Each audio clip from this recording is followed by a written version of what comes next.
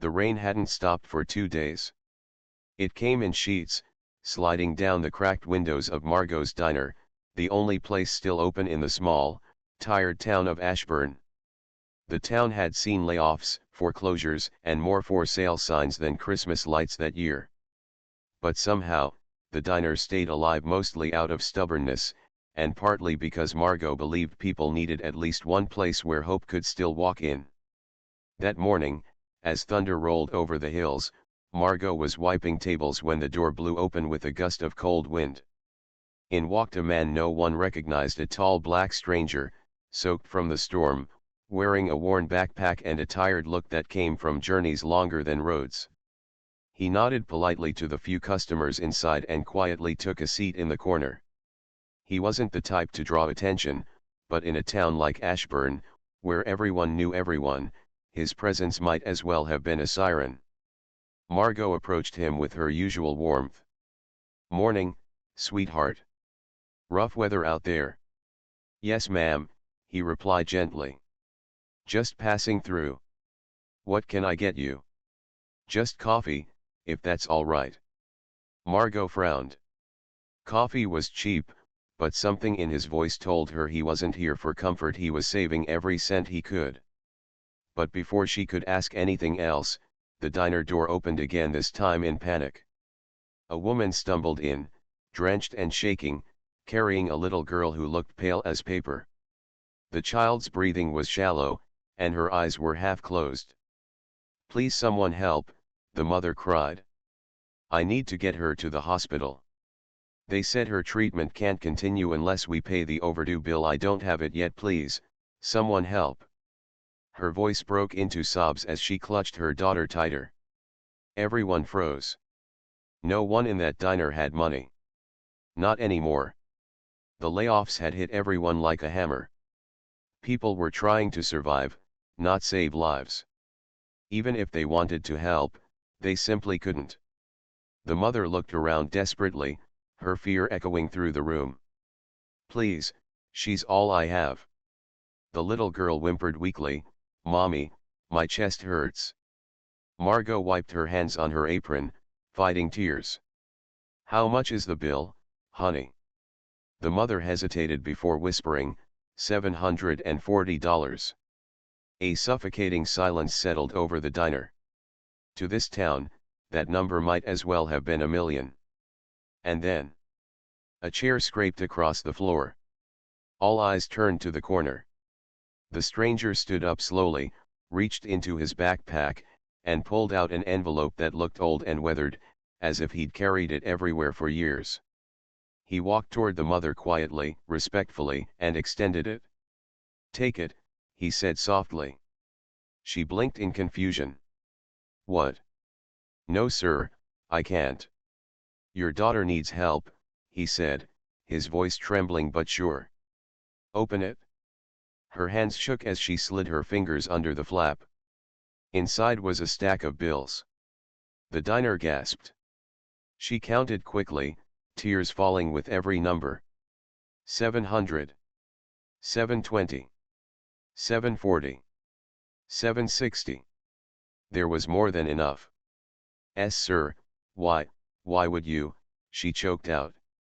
The stranger swallowed hard. "Because someone once paid a bill for me when no one else could. And it saved my life. I promised them I'd pass it on." The mother fell into sobs, hugging her daughter and the envelope at once. "Thank you. I don't even know your name." "Doesn't matter," he whispered. "Just take care of her." The entire diner watched in stunned silence. People who had lost hope suddenly felt something they hadn't felt in months, a spark. Humanity. Kindness. A reminder that good still existed. But before anyone could speak, the stranger stepped back toward his table. Margot hurried after him. "Son, please, let us help you. At least let me get you something to eat." He shook his head. "I need to keep moving." "Where to?" He looked out the rain-blurred window. "Wherever someone needs help next." And just like that, he picked up his backpack. Nodded once. and walked back into the storm. Little did he know that one act of kindness was about to change the entire town. The storm had eased by afternoon, but a strange stillness hovered over Ashburn, like the town itself was holding its breath. Word spread faster than sunlight through clouds: a stranger had paid a child's medical debt at Margot's diner. No one knew his name. No one knew where he came from. All they knew was how he had walked out into the storm with nothing but a worn backpack, a tired smile, and a heart nobody could forget. By evening, the entire diner was buzzing. People came not for food, they came for answers. Margot stood behind the counter, pouring coffee for Officer Holt, one of the few cops left in town after the funding cuts. "You're telling me," he said, leaning forward, "he just left? Didn't ask for anything? Didn't say who he was?" "Not a thing," Margot replied. "Just paid the bill and walked out like he'd done it 100 times before." Holt scratched his beard. "This town sees more trouble than kindness these days." "Hard to believe." Margot pointed her spoon at him. "That's exactly why it matters." Meanwhile, across town, in the pediatric ward of Ashburn General Hospital, little Evelyn, the girl whose life had been hanging by a thread, was hooked up to fresh fluids and breathing comfortably. Her mother, Clara, sat beside her bed, holding the envelope like sacred treasure. A nurse entered with a smile. "She's stabilizing, Clara. You got the payment in just in time." Clara wiped her eyes. "It wasn't me. I still don't even know who that man was." The nurse softened. "Maybe you were meant to cross paths. Life has a way of bringing the right people at the right moment." Clara nodded but said nothing. Her mind replayed the stranger's face, the calm, humble eyes, the quiet urgency in his voice, the weight of his generosity. One sentence kept echoing. "Someone once paid a bill for me. I promised I'd pass it on." There was a story there, a story Clara could feel but didn't yet understand. The ripple begins. The next morning, Ashburn felt different. People lingered on sidewalks instead of rushing past each other. Strangers held doors a little longer. When someone dropped a bag of groceries, 3 people bent to help instead of pretending not to see. It was like the stranger had struck a match, and the town's long-buried warmth was catching fire, one spark at a time. Inside Margot's diner, the morning rush was larger than usual. Claire, a single mother of 2, slipped into a booth. She was counting coins in a trembling palm, clearly short for the breakfast her kids begged her for. Before she could call them back to leave, old Mr. Donnelly, a retired factory worker with a bad back, waved Margot over. "Margot," he whispered, nodding toward the young family, "put their meal on my tab." Quietly. "You sure?" she asked. He nodded. "It's time I passed something on too." Margot couldn't help but smile. It begins, she thought. Across the diner, a group of construction workers sat discussing the stranger between bites of eggs and toast. "Man came in with almost nothing," one said, "and still gave everything. You don't see that anymore." "Maybe we should try it," another replied. "This town could use some healing." A note left behind. Around noon, Clara walked into the diner holding Evelyn's hospital bracelet in her hand. Margot rushed around the counter the moment she saw her. "Clara. How's the baby?" "She's doing better," Clara said, breathless. "Stable. Eating again. The doctors think she'll be fine." Margot clasped her hands together. "Thank God." Clara took a shaky breath. "Margot. I need to find him. I need to know his name. I need to thank him properly." Margot gently shook her head. "He didn't want thanks. He didn't stay long enough to give anything but kindness." "But didn't he leave anything? A card? A receipt? Anything?" Margot frowned, thinking. Then she suddenly snapped her fingers. "Wait, there was something." She hurried behind the counter and pulled out a small, folded slip of paper she had found under the stranger's coffee cup after he left. It wasn't a receipt. It wasn't a note meant to be found. Just a napkin with 7 words written in neat handwriting. Kindness saved me. Now I save others. Clara's eyes filled instantly. She held the note like a prayer, her voice breaking. He must have suffered, once. Someone must have helped him in a way he never forgot. Margot placed a hand on Clara's arm. Maybe he didn't want to be known. Maybe he wanted to be a reminder. Clara nodded, but inside her, a determination grew.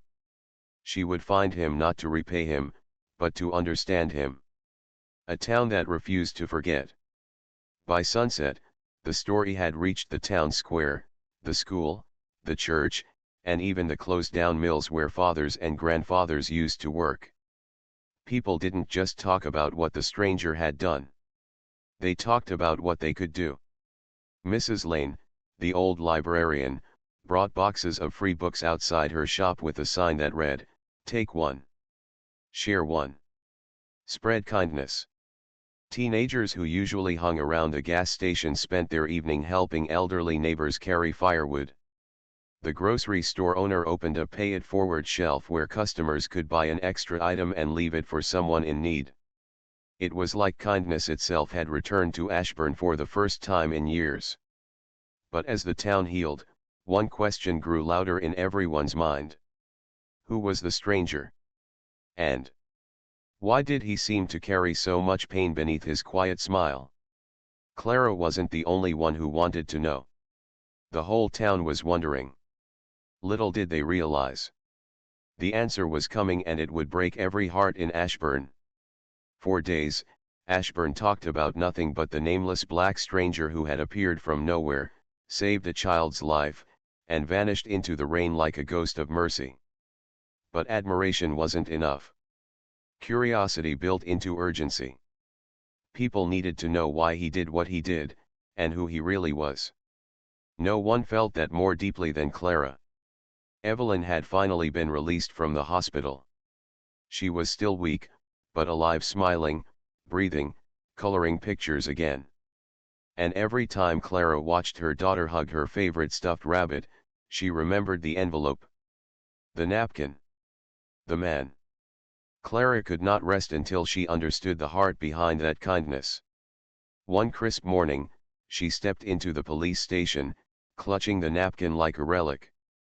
Officer Holt looked up from his paperwork. "Clara? Evelyn okay?" "She's getting stronger," Clara said. "Thanks to him." Holt nodded. "What can I do for you?" "I want to find the stranger," she said. "I know he didn't want recognition, but officer, I need to thank him. I need to know who he was." Holt exhaled slowly. "Clara, people pass through Ashburn all the time. Most don't leave names." "I know," she whispered. "But I have to try." Holt studied her for a long moment. Then he stood, grabbed his jacket, and said, "Come on." The clue nobody expected. Holt's idea was simple: retrace the stranger's steps. Someone must have seen where he went after leaving the diner. Their first stop was the gas station at the edge of town. The clerk, a quiet teen named Marcus, nodded as soon as Holt showed him the napkin. "Yeah," Marcus said. "I saw him. Came in drenched. Bought a map and a granola bar." "A map?" Clara asked, surprised. Marcus pointed to the back wall. "Old-fashioned paper map. He said his phone didn't work anymore. Battery wouldn't stay charged." "Which direction did he go?" Holt asked. Marcus tapped a finger on the counter. "South. Toward the highway. Looked tired. Real tired." Clara chewed her lip. "South, where would someone like him go?" Marcus leaned in slightly. "He asked if there were shelters around here. Said he was looking for someplace quiet to sleep, someplace safe." Clara's stomach twisted. The man who saved her daughter's life didn't even have a place to rest his head. A name emerges. Their next stop was the old Red Roof Motel. The owner, Mrs. Darby, was sweeping the porch when they arrived. Holt approached her gently. "Ma'am, have you seen this man?" he asked, showing her the napkin writing. Mrs. Darby's eyes widened. "Oh, goodness, yes. He was here just 2 nights ago." Clara's breath caught. "He stayed here?" Mrs. Darby shook her head. "I offered him a room. He said he didn't have enough money. Told me not to worry, that he'd sleep outside if he had to." Clara felt her chest tighten painfully. Mrs. Darby continued, "But he left something behind. Not in the room outside, under the awning. Like he wanted someone to find it." She disappeared inside for a moment, then returned holding a thin, worn notebook. Clara accepted it with trembling hands. The name on the front made her gasp. Jared L. Brooks. Holt raised an eyebrow. So the stranger had a name after all. Clara opened the notebook slowly. Inside were pages of neatly written entries like a travel journal. She skimmed the first few lines. Day 14. Bus broke down. Money low again. But I promised I'd keep going. Day 18. Saw a boy crying outside a store. Gave him my gloves. He smiled. Day 22. Cold night. Hard to sleep. But I remember what she told me. And then Clara froze at one entry. Day 30. I still think about the nurse who paid for my surgery years ago. I never got to thank her. She saved me. I owe the world what she gave me. A tear escaped down Clara's cheek. This wasn't just a man wandering. This was a man paying a debt he felt he owed to humanity. A man shaped by gratitude and heartbreak. She turned another page. If I ever get the chance to save someone the way she saved me, I won't hesitate. That's why I keep walking. Clara's hands covered her mouth. Holt swallowed hard. Clara, this man has been saving people town by town. Why doesn't he let himself rest? She whispered. Holt didn't answer. But the next page did. Sometimes I walk because it keeps the memories quiet. I've lost a lot. But helping people, it makes the world feel gentle again. Clara closed the notebook, overwhelmed. A painful discovery. Where did he go after he left? Clara asked. Mrs. Darby pointed toward the old bridge outside town. He asked if there was a shelter farther south. I told him yes, about 4 miles down the road. Clara stepped back, heart racing. He's alone out there. Holt put a hand on her shoulder. Clara, he might already be miles away. But what if he needs help himself? She said. What if he's sick? What if he's hungry? What if? She stopped. Because suddenly Clara realized something that chilled her blood. In the notebook, there were pages torn out. Missing. What was he running from? Clara whispered. Holt looked grim. We're not just looking for a kind man anymore. His voice dropped. We might be looking for a man in danger. Clara didn't sleep that night. She sat at her kitchen table long after Evelyn had drifted into peaceful dreams, the little girl clutching her stuffed rabbit. The notebook lay open in front of Clara, its worn pages illuminated by the soft glow of a single lamp. Every entry pulled her deeper into the stranger's heart. Into Jared Brooks, the man who had saved her daughter. She reread the last full page again. Helping people makes the world gentle again, even if I can't always feel that gentleness for myself. A man who gave everything, while believing he deserved nothing. Clara knew one thing. She would not let him disappear. Not this time. Not after carrying pain he hid behind kindness. The search. By dawn, the town gathered near the old stone bridge. Word had spread overnight. Clara's mission had become the town's mission. Dozens came with flashlights, blankets, hot soup, and determined hearts. Even Officer Holt was there, barking instructions. We sweep from the bridge down toward the shelters. He was headed south.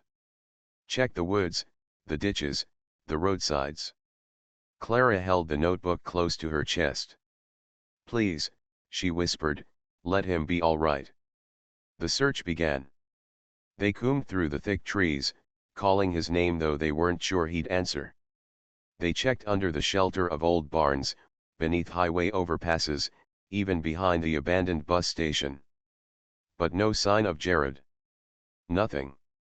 Hours passed. Rain threatened again, hanging on the horizon like a warning. Clara refused to give up. She walked farther than the others, down a narrow road bordered by tall, whispering pines. Her breath came out in clouds. Her feet ached. But she kept going.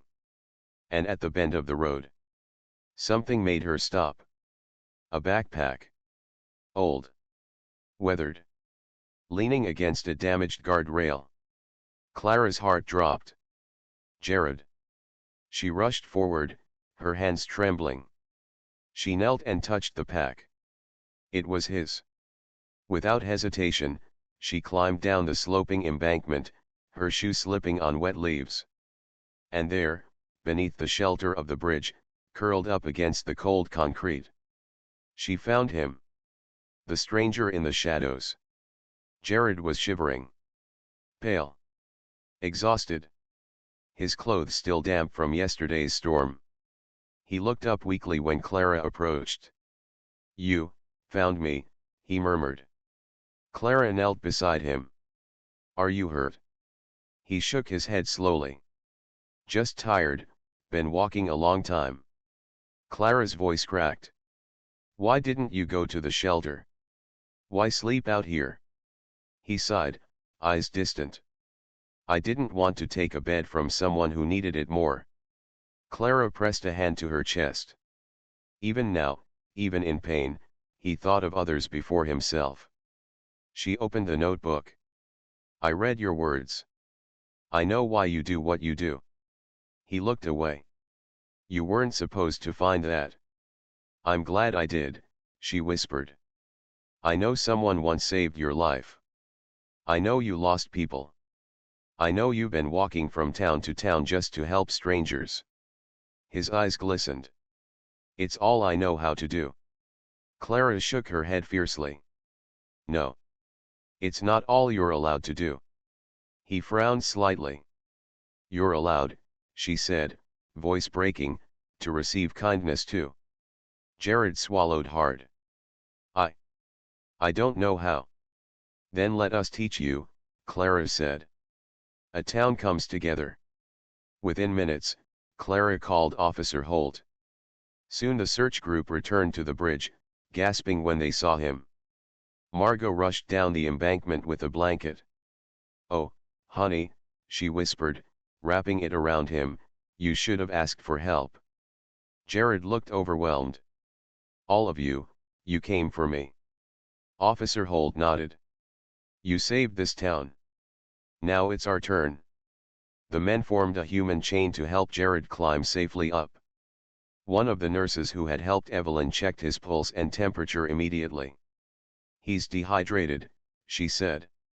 Weak. But he'll be okay. When Jared tried to stand on his own, he staggered. Clara caught him. We've got you. For the first time in years. He let someone hold him up. The tears that changed Ashburn.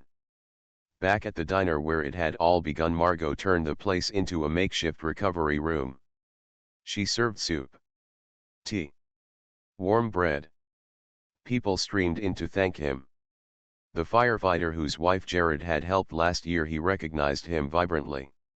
The bus driver Jared once gifted his last $10 to. A homeless teen he had given winter gloves to in another town. They all remembered him. But Jared had forgotten them all. He didn't help to be remembered. He helped to forget his own pain.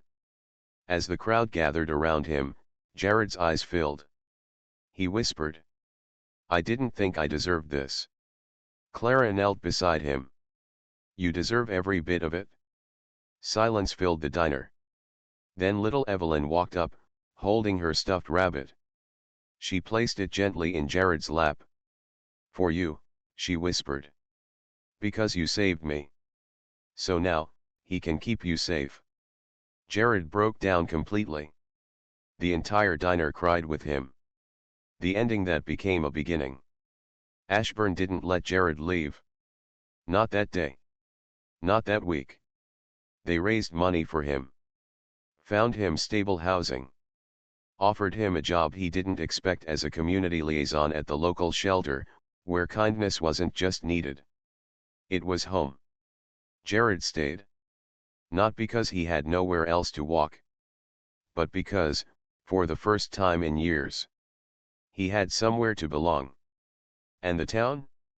Well, Ashburn never forgot the stranger who arrived carrying nothing. And ended up giving them everything.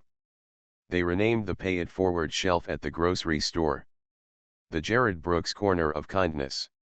And every year, on the anniversary of the day he saved Evelyn, the town held a small gathering at Margot's diner. Not to honor charity. Not to honor tragedy. But to honor a simple truth. One quiet act of kindness can echo louder than a lifetime of pain.